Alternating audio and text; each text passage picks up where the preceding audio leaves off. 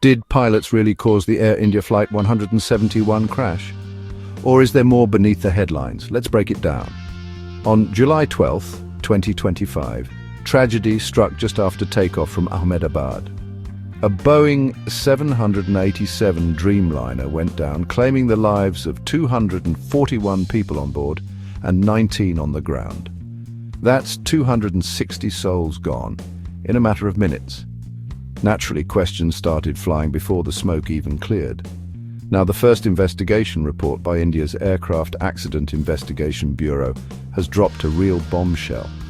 They say a pilot might have cut off fuel to the engines just seconds after takeoff. Just think about that. If true, it's not just a mistake. It's a split-second decision with catastrophic consequences. The final report is still on the way, but this early finding has already set off fierce debates. One major debate: should airlines start recording video inside the cockpit? Right now, planes have voice and data recorders, the famous black boxes.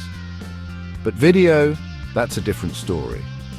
Supporters say, yes, bring on the cameras.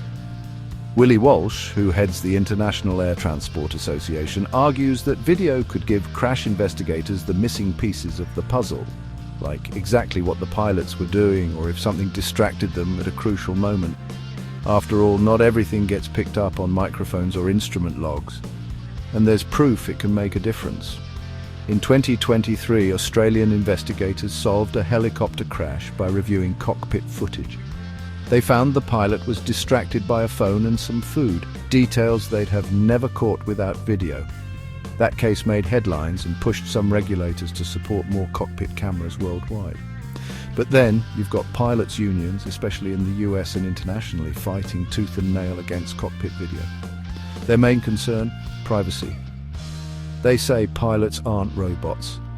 They're human beings, and always being watched could add stress and even distract them during critical moments.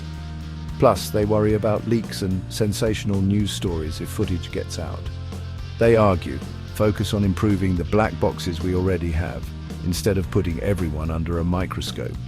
So where does that leave us with Flight 171? Right now, the evidence points to a single, possibly fatal action in the cockpit. But is blaming pilots too simple? Could better technology, clearer procedures, or more support have changed what happened? Until the final report comes in, I'll say this: aviation is safe because we keep learning from every mistake, no matter how uncomfortable those lessons may be. The goal isn't blame. It's making sure nothing like this ever happens again.